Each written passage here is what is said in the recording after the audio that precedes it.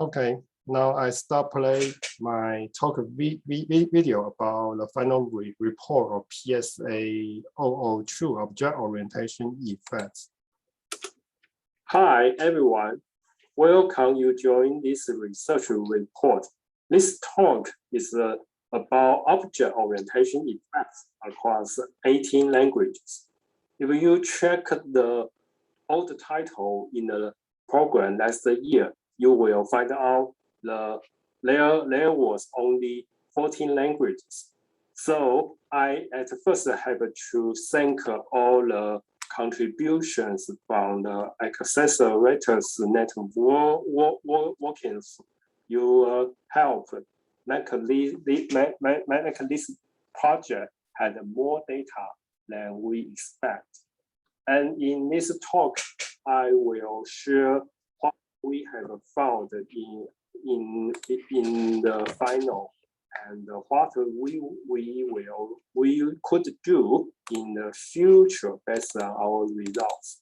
And you can check the final report at this link. The final report is under review by the Psychonomic Bulletin and review. Now let's see, what is mental stimulation effect? This effect is from a language comprehension paradigm. We call it sentence picture verification task. And in this task, participants have to read a sentence about describing an object. Then he will verify the later presented picture if that object in the picture was mentioned in the sentence. Let's look at the example on this slide. If a participant will read one of the two sentences at first. If he read the first sentence like the iron onto the shelf, then he saw the left picture for a horizontal iron. Researchers expect the participant response will be faster to this horizontal than the vertical one, because the horizontal one was congruent with the first sentence. On the other side, if participants saw the second sentence, then we expect participants' response to the right vertical picture would be faster than this left horizontal one. So convergently, the results the measurement of two kinds of sentence and picture pairs, we call it mental simulation effects. So far, there are many kinds of mental simulation effects reported in the literature. There are shape, color, size, and object orientation. In most studies, researchers just manipulate one kind of physical feature and measure its effect. And the mental simulation effects is consistent with the explain of embodied simulation theory. This theory assumes language comprehension is the process human mind react to the perceptual experience when they read or comprehend the sentence. And this theory gave the upside explained to the classical theory we call a model symbol system. And in this classical theory, the researchers assume language comprehension actually is a kind of program coding based on the abstract code.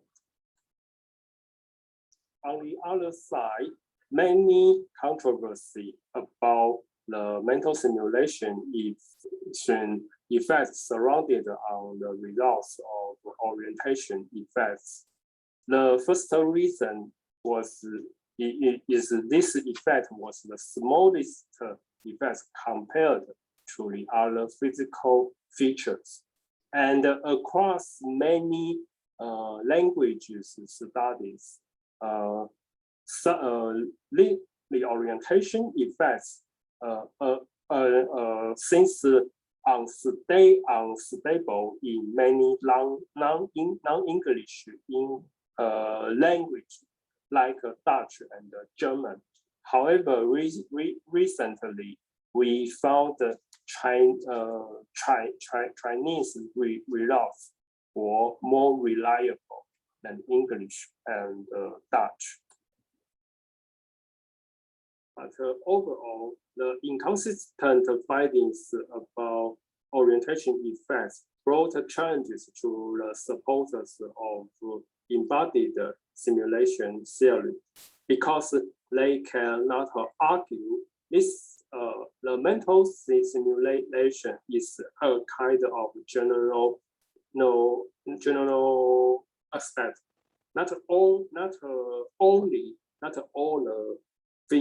the physical features could be simulated in mind, and these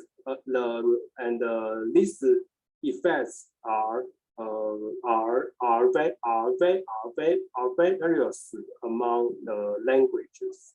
Most important, some researchers argue sentence picture verification may not be a robust measurement of the mental simulation. So now we know there are the challenges on the theory and the methodology of mental simulation. So therefore, this project especially focuses on the orientation effect. We want to understand, is there a global orientation effect? And if there is no global effect, we want to know if there is a robust orientation effect in what kind of language, and based on the controversy between the theories, we also try to make sure is there the association between the orientation effect and the mental rotation. So every team will have to run two tasks: sentence picture verification and the picture verification task in their lab. Each task may measure the specific dependent effect. And finally, we have 18 languages, and six languages had a large sample size from at last two teams. Totally, this project had 45 teams, and the 18 teams had to collect the data on internet because of COVID, and all the data according to our pre-register plan, we analyze the orientation effect and the mental rotation by meta-analysis and the mixed effect model. As I said 2 or 3 slides ago, our goal is to confirm if there is a language general orientation effect. Otherwise, we want to identify in which language we have a specific orientation effect. Except we find out a significant effect, we wish to test a research protocol have reliability, which means at least 2 teams in a language could compare their results.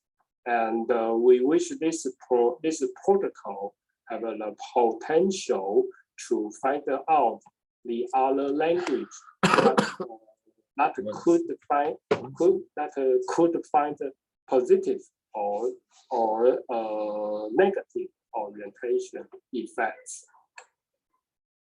On this list, you will see all the languages and how many teams for every language and the total sample size. We can see English has the most teams and have the most sample size in this project.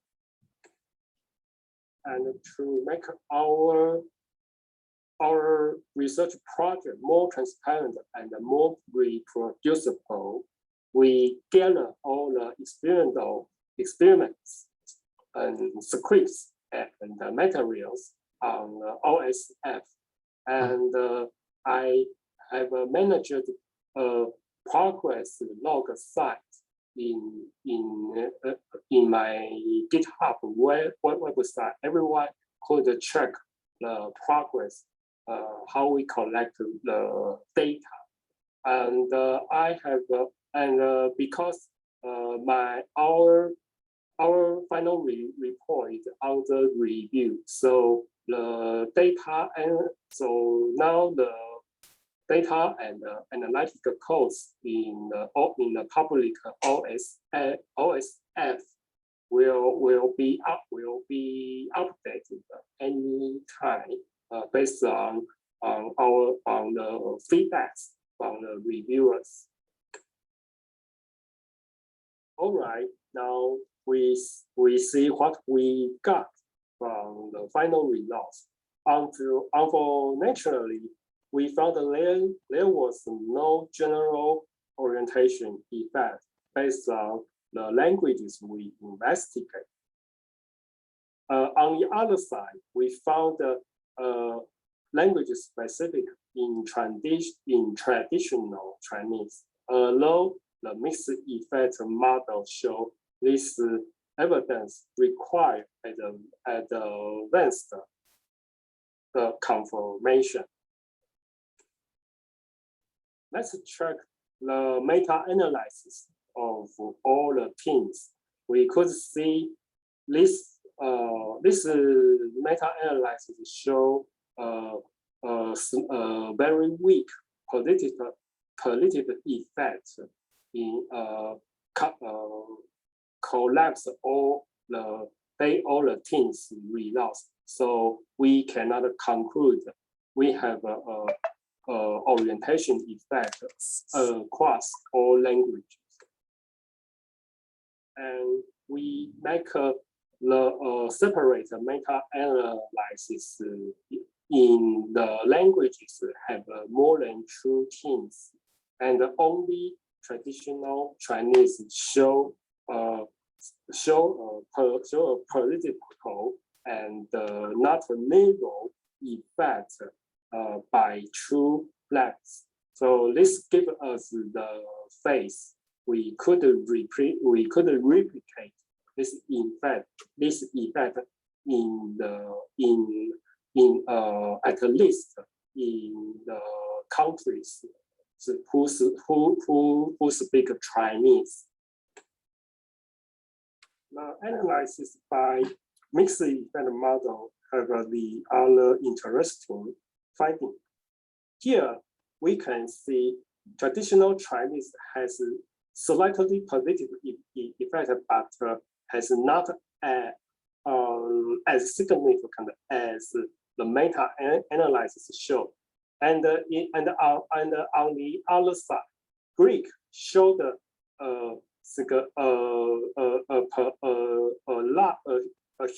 huge effect. However, because there's only one Greek team, so we cannot say Greek had a significant orientation effect. Because we collect the data from internet in our later stage, so we conducted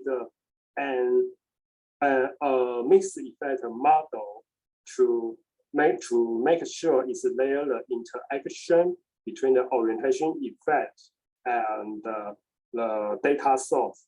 And here we could see although the data collected online, the response time was longer than the data collected on site, but both show weak or non effect of object orientation. And in this slide, we compare the English data and check if the orientation, if there is the interaction of orientation effect and the data source. Because the English has the largest sample size, and in this project, we have the data from the countries who speak British English and where speak American English. And here we could see when we focus on the data collected on site, there is no difference between the countries who speak American English and speaking British English. However, there is a slightly difference when we focus on the data collected online. And here we could see the data collected from the US was showed a negative effect. However, because the data collected on from internet were less than the data from collected on site, so we cannot say anything by recent results. All right, now let's have a quick look at the results of picture-picture verification. And as our predict, almost every language show significant and positive effects of mental rotation. And in some languages, we could see the overlap between the two conditions, and it might be the participants were not used to do this task, and we wish in future there will be more data could collected from these languages. Because we conducted the mental rotation, the purpose is to make sure is there also the association between mental rotation and orientation effects, and because we collect the data from the lab and on the internet, we separate the data set and check the correlation. Here, you can see the data from 14 languages. All the data here are collected from in the lab, and here in addition to the port whose data, all the other data show the weaker correlation between the mental rotation and the orientation effects. And here, Portuguese data had only five participants. And then these are the data collected from the internet. We also found, except only one language, Norwegian. The other languages showed a weak association between the mental rotation and the orientation effects. And the Norwegian had only 20 participants collected from the internet. So we have a quick conclusion based on the results we had. First of all, we had a very weak evidence to show there was a language general orientation effect. However, in some languages like traditional Chinese and possibly Greek, there are the orientation effects, but we require more replications. And the results of mental rotation, we could see there is a weak association between the mental rotation and the orientation effect. These results indirectly support the cognitive processing based on perceptual experience, and the processing based on abstract code was disconnected. Now, here are my external thoughts based on the results of this project. Because there was no evidence of language general orientation effects. That means we could assume mental simulation was a detached cognitive processing from the abstract code, and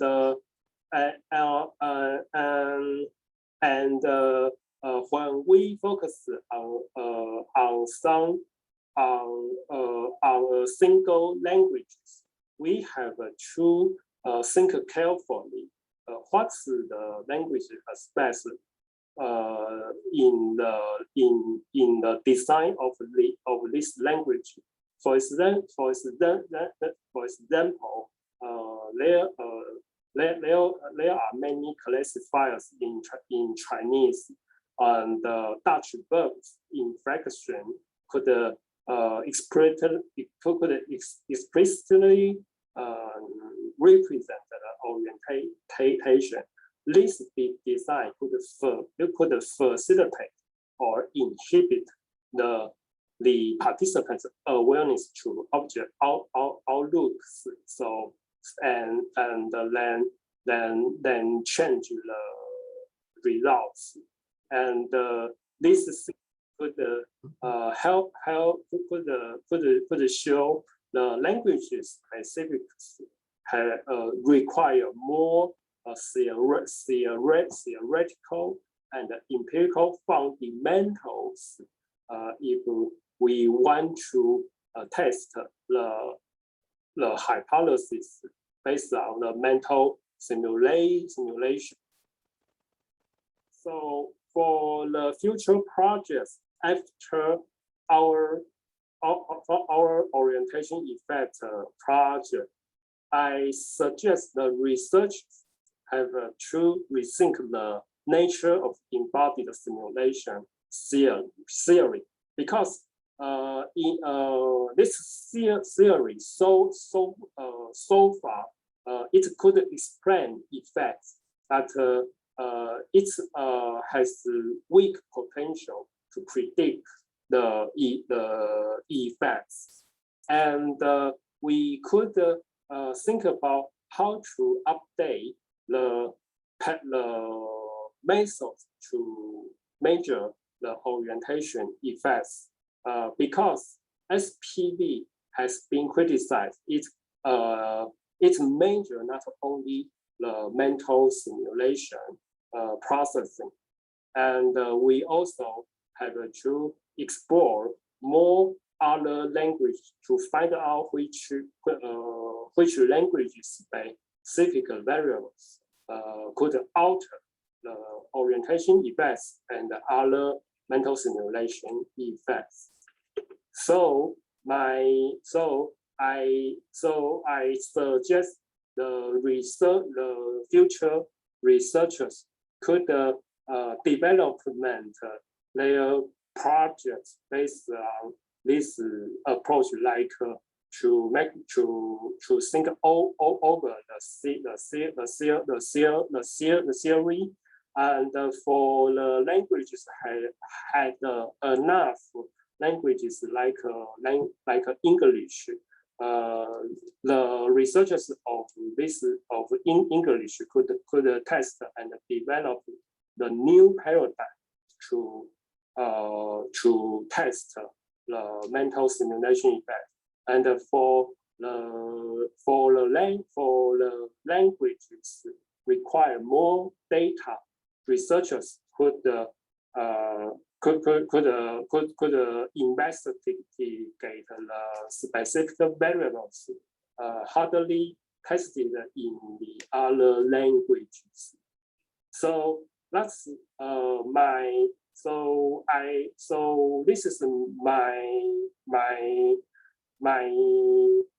this is this is the blueprint. What kind of the future projects we require? First kind is the language specific project. This project is like is like a PSA002, but it will focus for a single language.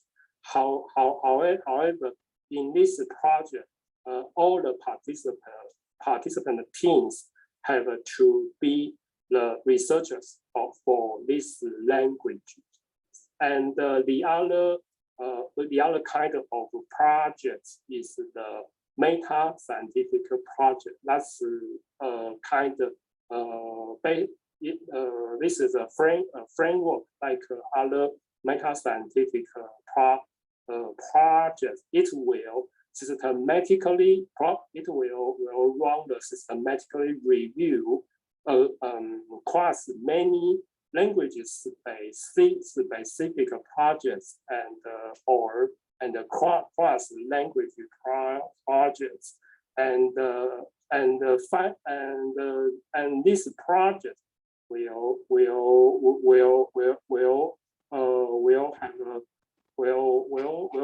have a room for researchers communicate what kind of the languages specific hypothesis we could test, and to help boost this kind of project, I have packaged all my reports in this website. It not only show the results of this project. I also build a blog, and everybody who are interested in this project could contribute your idea and comments for the future project to help us have more understandings and knowledge about the mental simulation. Thank you for your attention and your participation and the contribution to this project again. Okay. Okay. Thanks for your time. It's my better work because I am talking to much Chinese, so so my English. I have a low confidence for my English talk. Okay. And any question and comment?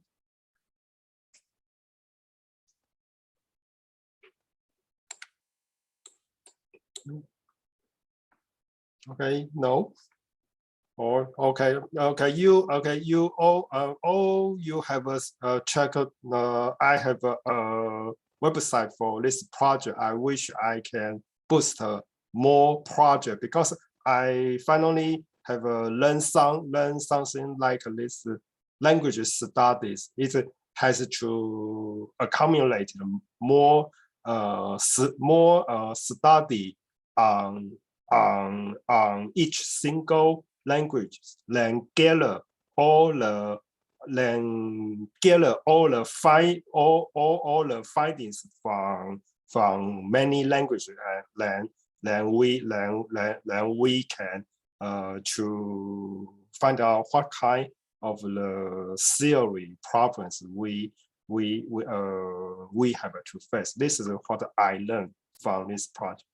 All right, and I think I give the time to Curtis for his project.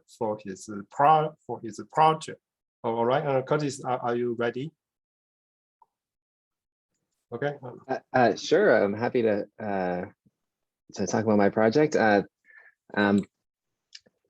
me share my screen. Hopefully, this works out for everybody here. Yeah. Okay. Okay. So this project is a gendered prejudice around the world. I want to give special thanks to, well, I'll just talk a little bit about the process of working with the Psychological Science Accelerator. It's a really humbling process because you work with so many people, so many smart, passionate people who really help to not just to execute the projects, but to like improve the projects. So right away, I was given a really great methods specialist. So Zoltan was the method specialist, and he worked with me to make sure that not just that the materials and the questionnaires were right, but that we had done a good power analysis, and that we were had an analysis plan, and we're in R, and that we had pre-registrations and all these sorts of things. It was just so valuable to the project. We also had a project lead, Jeremy Miller, who just organized everything. It was in charge of just keeping everything moving and communicating with everyone.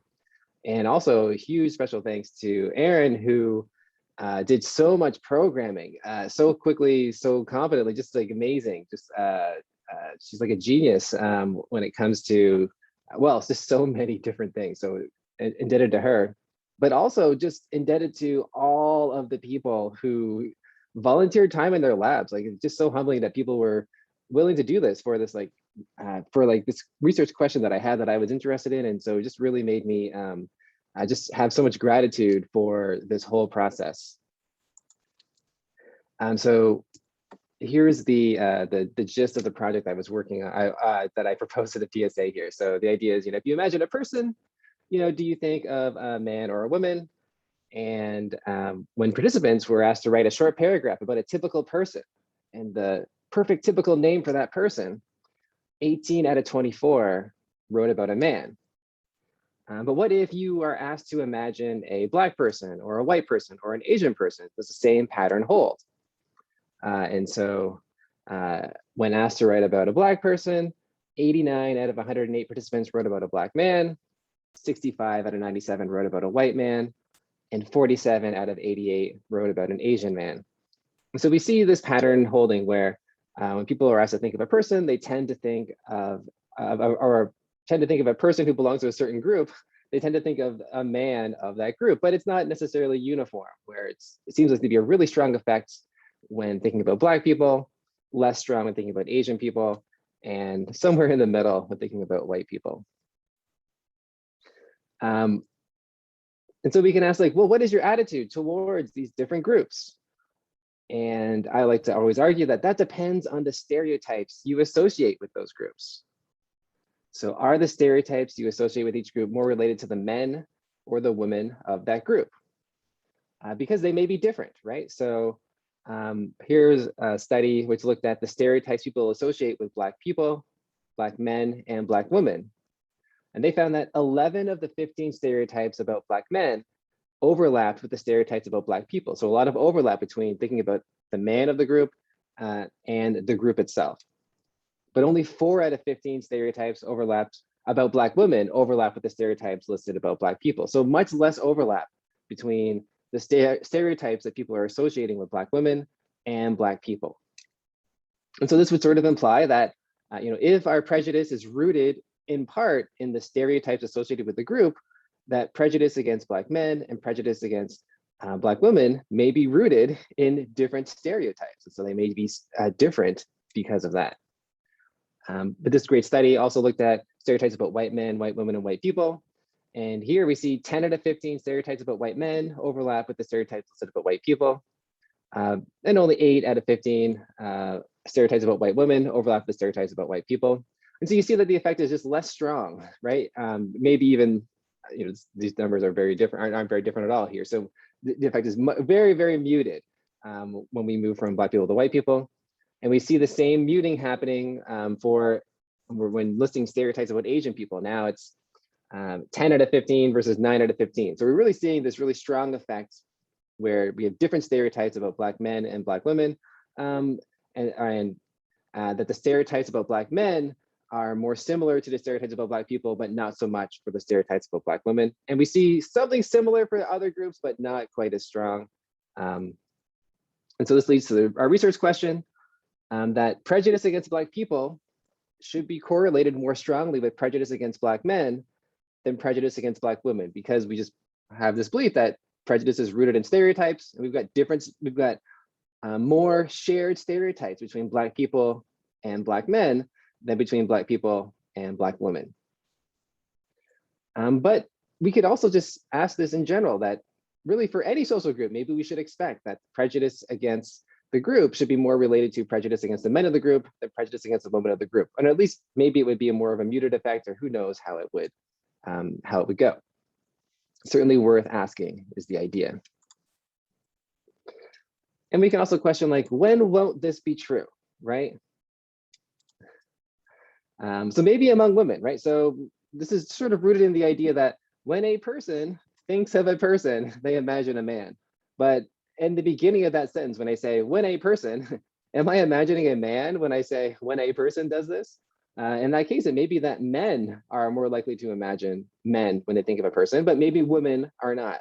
Maybe women are more likely to imagine a woman when they are asked to imagine a person. And so we can make this maybe more specific. Like, for example, when Black women are asked to imagine a Black person, maybe they are more likely to imagine a Black woman. And maybe many of the stereotypes that they hold about Black people do overlap with the stereotypes that they hold about Black women. So that would be one of those cases where this might not be true. And it also seems to be the case that when you look at, if we were to do, I don't have this literature on the slide here, but we did like a literature review of like race categorization or the gendered nature of race or intersectional invisibility, we come to a lot of findings, our studies just showing that at least among US participants, thinking about East Asians, they actually tend to imagine an East Asian woman when they're asked to imagine an East Asian person. And so in that particular case, we might see an exception to this general finding. And so we can define prejudice as prejudice is an evaluation of a group. And we're going to be looking at sort of relative prejudice in this project. So we're looking at the evaluation of people minus the evaluation of Black people. And this will just give us how much worse people evaluate Black people compared to their evaluation of people in general. We can do the same for men and women. And the idea is that our prejudice against men, against Black men, is going to be correlated much more strongly with our prejudice against Black people than their prejudice against Black women. So this is the general idea. And we're going to do this just for every single group that we're interested in. We'll just ask these questions. What's your evaluation of that group? What's your evaluation of the men of that group? What's your evaluation of the women of that group? And we were interested in these categories. So Black people, white people, East Asian people. Then we also looked at non-racial categories like politicians, criminals, police, and police, sorry. And so you can sort of, in your head, start thinking about what are the predictions we might have for these different categories. Here's the racial breakdown of the data that we have so far. You can see most of our participants were white, even though we had a sort of a global participant pool. You can see most of our participants were female or identified as female, and that this maybe makes sense because we're still working with undergraduates all around the world, and so we get maybe the same female to male ratio that we see in most participant pools. We can break things down by gender and race. You can see for each race, we still see mostly female participants. And we can break this down by country as well. This is just the 10 biggest countries in the data sample, but are in the data set, but there's still, I think, a total of 30 countries in the data set, which is really cool. But you can see most of the data is actually in the US that I'm going to be showing you today. Okay.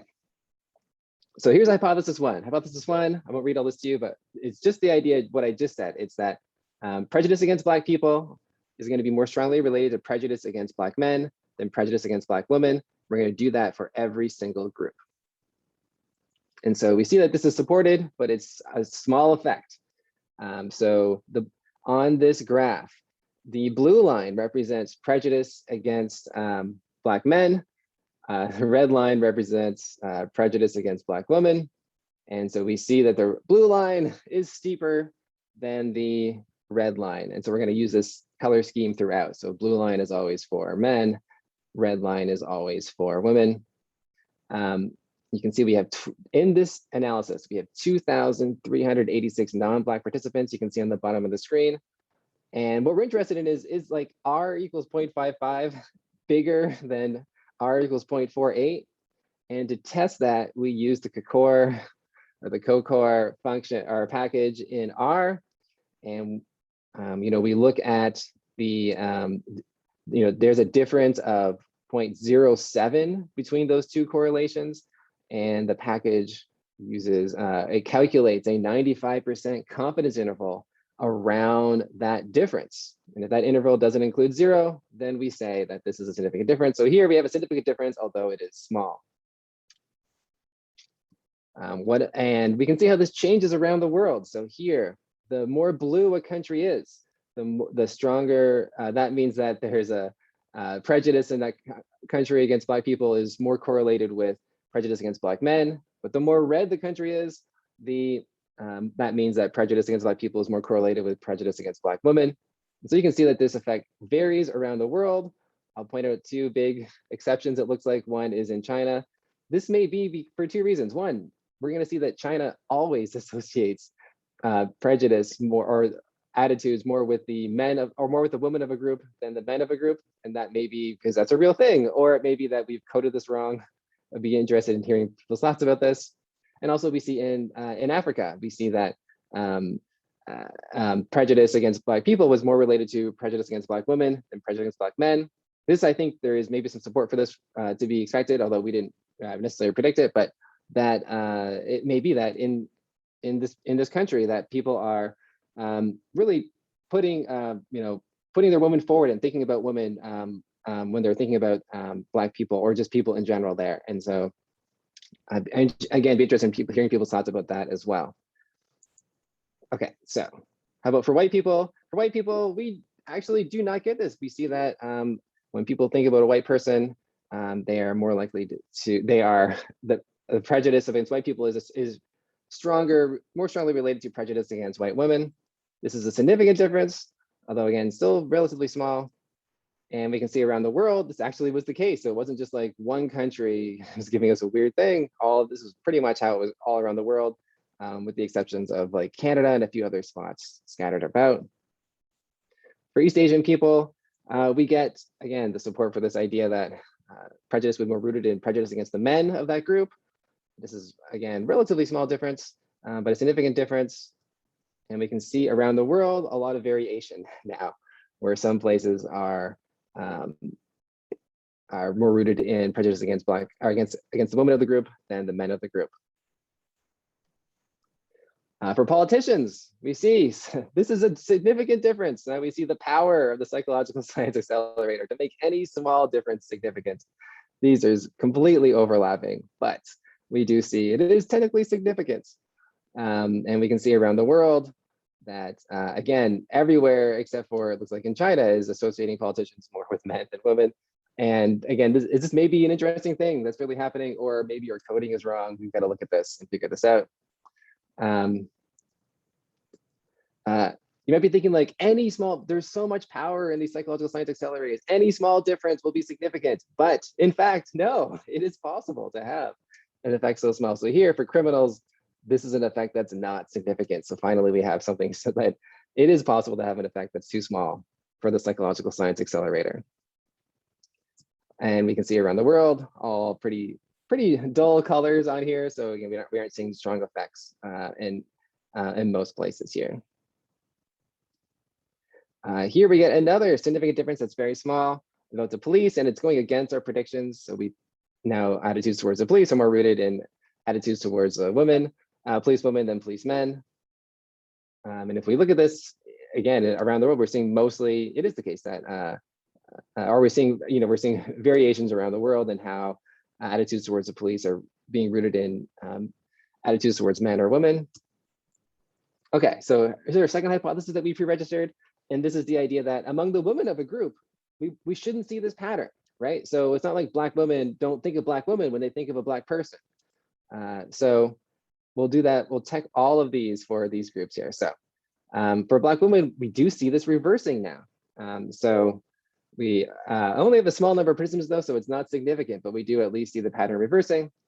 And this is, so we see now that the red line is steeper than the blue line, just meaning that when Black women, their prejudice against Black people or their attitudes towards Black people is rooted in attitudes towards Black women, not Black men, or more so Black women than Black men.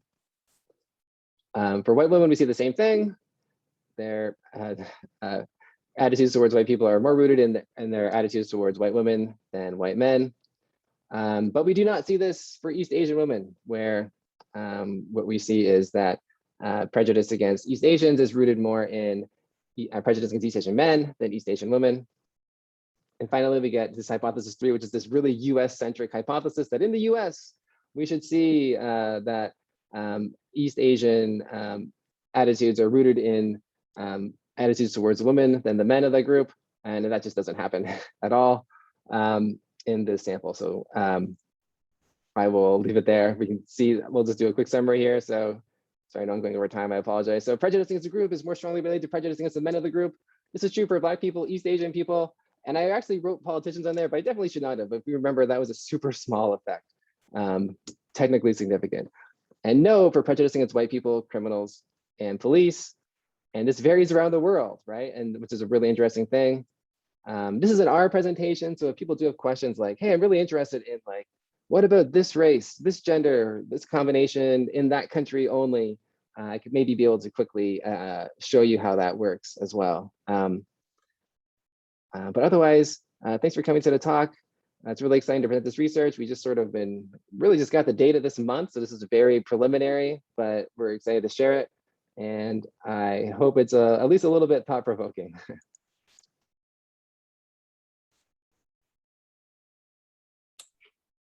Thank you. Okay, any question or comments? Okay. I think that's. Is it okay to tweet the maps? Sure, as long as you say it's preliminary, I think it's fine. I think the maps are already on OSF anyway, like shared publicly, so I don't think it's anything anything proprietary or anything, or like we're trying to keep it secret or anything like that. We're just being honest that it's preliminary, and that's what we're looking at now. We also have maps that are really cool for if you just maybe you don't care like me about the correlations I've been presenting. You just want to show prejudice around the world. We also have maps for those that I think are on the OSF page right now as well. You just want to see how like attitudes towards the police vary around the world. Oh, that's a really cool map, right? And so you can check that out as well. Okay. Okay. Okay. So we have okay. We have so now all our talks are finished. And if everyone have no question or comment, I think we could close this room. If you are interested in our project and want to talk more about details, you can contact us on the Slacks or on the Twitters. Okay. Thank you join this session, and I wish to see you anywhere and anytime.